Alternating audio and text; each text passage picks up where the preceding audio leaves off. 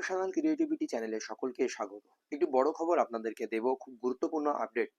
আপনারা ইতিমধ্যে জেনে গেছেন যাদের 5 বছরের বেশি চাকরি রয়েছে, 2010-এর আগে নিয়োগপ্রাপ্ত প্রাথমিক শিক্ষক শিক্ষিকাদের 2 বছরের মধ্যে টেট পাস করতে হবে। এটা নিয়ে সারা রাজ্য জুড়ে বা সারা দেশ জুড়ে একটি চাঞ্চল্যকর পরিস্থিতি তৈরি হয়েছে। একটি গুরুত্বপূর্ণ তথ্য আপনাদেরকে এই ভিডিওতে দেব, তাহলে বুঝতে পারবেন বিষয়টি। এবং আপনারা নিউজ চ্যানেলে হয়তো দেখেছেন ইতিমধ্যে যে এই নিয়ে একটি রিভিউ পিটিশন দাখিল হয়েছে, ওই মূল অর্ডার কপিকে চ্যালেঞ্জ করে। তো মূলত সত্যিই কি রিভিউ পিটিশন দাখিল হয়েছে, একটা নিউজ চ্যানেল খবর করেছে, তারপরে আমি আপনাদেরকে দেখাবো এই মামলার পরবর্তী ডেট কি আছে না আছে। সত্যিই কি আপনাদের পরীক্ষা দিতে হবে? এটা খুব গুরুত্বপূর্ণ প্রশ্নের উত্তর আপনাদেরকে দেব। ব্রেকিং নিউজ এখানে করেছিলেন, কর্মরত শিক্ষক শিক্ষিকাদের চাকরি রক্ষায় টেট পাস করা বাধ্যতামূলক বলে আগেই রায় দিয়েছিলেন সুপ্রিম কোর্ট। সেই মামলার রিভিউ পিটিশনে দায়ের করা হয়েছে। জানা গেছে সেই রিভিউ মামলার শুনানি সম্ভাব্য তারিখ নির্ধারিত 16ই সেপ্টেম্বর। আদালত রায়ের দিকে এখন নজর রাজ্যের শিক্ষা মহলের সঙ্গে তাকিয়ে গোটা দেশের শিক্ষক সমাজ। তো এই বিষয়টি নিউজ একটি চ্যানেল থেকে আমরা পেয়েছি। তো এইবার এটার উপরে ভিত্তি করে আপনাদের কিছু গুরুত্বপূর্ণ তথ্য শেয়ার করি। মামলাটি হলো ডায়েরি নম্বর 36466। 2018 সাল থেকে এই মামলাটি হচ্ছে, প্রায় 44টি শুনানি হয়েছে এই মামলায়। আঞ্জুমান ইশাত ই তালিম trust versus the state of মহারাষ্ট্রের একটি মামলা। মহারাষ্ট্রের মামলা হলেও কি এটা সারা দেশ জুড়ে অ্যাপ্লিকেবল হবে, কারণ এখানে RT act, right to education অ্যাক্টে আঘাত করা হচ্ছে, যে কি ইন্ডিয়ান কনস্টিটিউশনের 21 এ, যেটি 2002 সালে 86তম সংবিধান সংশোধনের মাধ্যমে অ্যাড করা হয়েছিল। আরটি অ্যাক্ট সেই 2009 বা 10 সালে এফেক্ট হওয়া আরটি অ্যাক্টে টেট পাস বাধ্যতামূলক ছিল। সেহেতু মহারাষ্ট্রের ক্ষেত্রে এটা হলেও সারা দেশ জুড়ে কিন্তু এর এফেক্ট হতে চলেছে, তেমনটাই খবর। কিন্তু এই নিয়ে অনেক এখনো জলঘোলা হবে, অতীত ভবিষ্যৎ অনেক কিছুই বলবে এটা নিয়ে। ডায়েরি নম্বর, এই মামলার পরবর্তী শুনানি কত আছে? 16/9/2025। এর আগে যে চিরকুটটি আপনাদেরকে দেখালাম ওখানে রিভিউ পিটিশনের কথা বলা হচ্ছে। না, রিভিউ পিটিশন সহজে দাখিল হয় না, খুব তাড়াতাড়ি, এত তাড়াতাড়ি স্ট্যাটাস আপলোড হয় না। 1 তারিখে হয়ে 5 তারিখ রিভিউ পিটিশন হয়ে স্ট্যাটাস হয়ে গেল, তেমনটাই নয়। এই মামলার টেন্টেটিভ শুনানির ডেট আবার হচ্ছে 16/9/2025 সম্ভাব্য শুনানির ডেট। আমাদের সাপ্লিমেন্টারি কজ লিস্ট আসলে বা মেইন কজ লিস্ট আসলে আমরা বুঝতে পারবো এই মামলার ফাইনাল শুনানি 16/9/2025 হচ্ছে কিনা।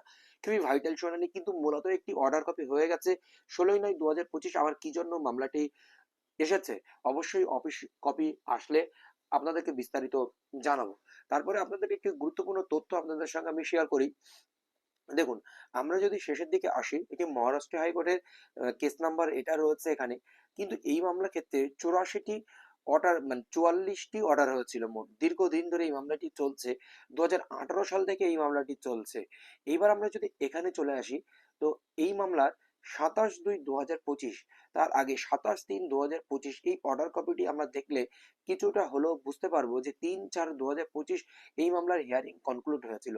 3/4/2025 এপ্রিল মাসের যেদিন এই যে এসএসসির মূল মামলার অর্ডার হয়েছিল রাজ্যের, 3/4/2025 ওই দিন এই মামলার শুনানি কনক্লুড হয়েছিল।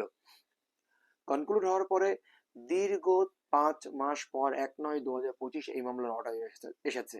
দীর্ঘদিন অর্ডার, মানে জাজমেন্ট রিজার্ভ ছিল। তো বিষয়টি এখানে খুব কিউরিয়াসিটি জাগে, কেন অর্ডার কপি আসছিলেন না। বিরাট একটি রায়, অনেক কিছু ভাবনা চিন্তা করেই নিশ্চয়ই এই রায়টি দেওয়া হয়েছে। তো রায়ের কপিতে আপনারা বিভিন্ন জায়গায় দেখেছেন যে টিচারদের, মানে স্টুডেন্ট স্বার্থে, বৃহৎ স্বার্থে এখানে এখানে অনেক বিতর্ক তৈরি হচ্ছে। 2011-তে, 2010-তে আরটি অ্যাক্ট হয়েছে, তারপরে যারা টিচার নিয়োগ হচ্ছে তাদেরকে কেন করতে হবে?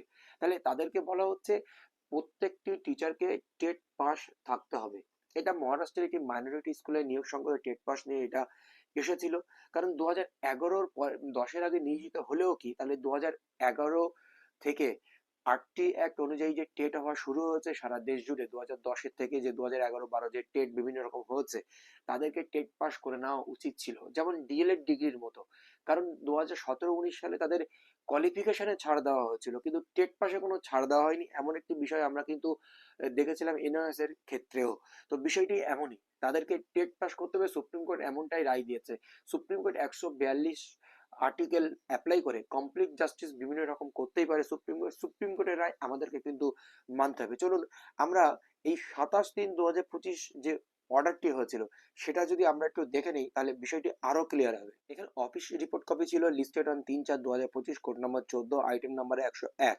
এবার বিষয়টি দেখুন, এখানে এই বিষয়টি খুবই উল্লেখযোগ্য যে 27 তারিখে যে অর্ডারটি হয়েছিল, in the meanwhile National Council for Teacher Education NCTE shall provided to the office of the land attorney general for India all data and information that is sought to facilitate advancement of submission on that point of the teacher eligibility test being mandatory qualification for teacher in position, although এখানে বলা হচ্ছে যে NCT কে সমস্ত data attorney general, ভারতের attorney জেনারেলের কাছে তুলে দিতে হবে।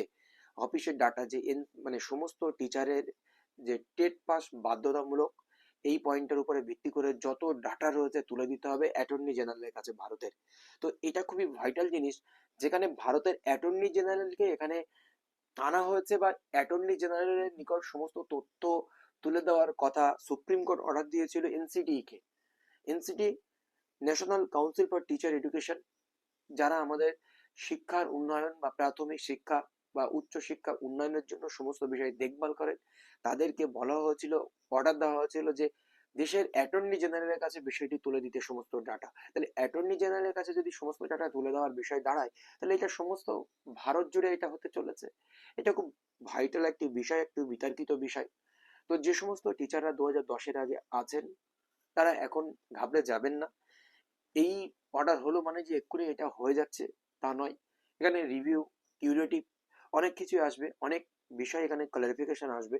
অবশ্যই সেই ধরনের তথ্য আসলে আপনাদেরকে দেওয়া হবে। ধন্যবাদ। কিন্তু একটা line, in the past NCTE has issued order granting exemption to a specific class. NCTE কিছু ক্লাসকে স্পেসিফাই, বিশেষ কিছু ক্লাসকে ছাড় দিয়েছিল এই টেটের এক্সেমশন থেকে। তাছাড়া সমস্ত টিচারকে টেট দিতে হবে, এটা কিন্তু এনসিটি বলে দিয়েছে। সেই সমস্ত ডাটা কিন্তু তুলে দেওয়া হয়েছে, সুপ্রিম কোর্ট সেটা রায় দিয়েছে। তো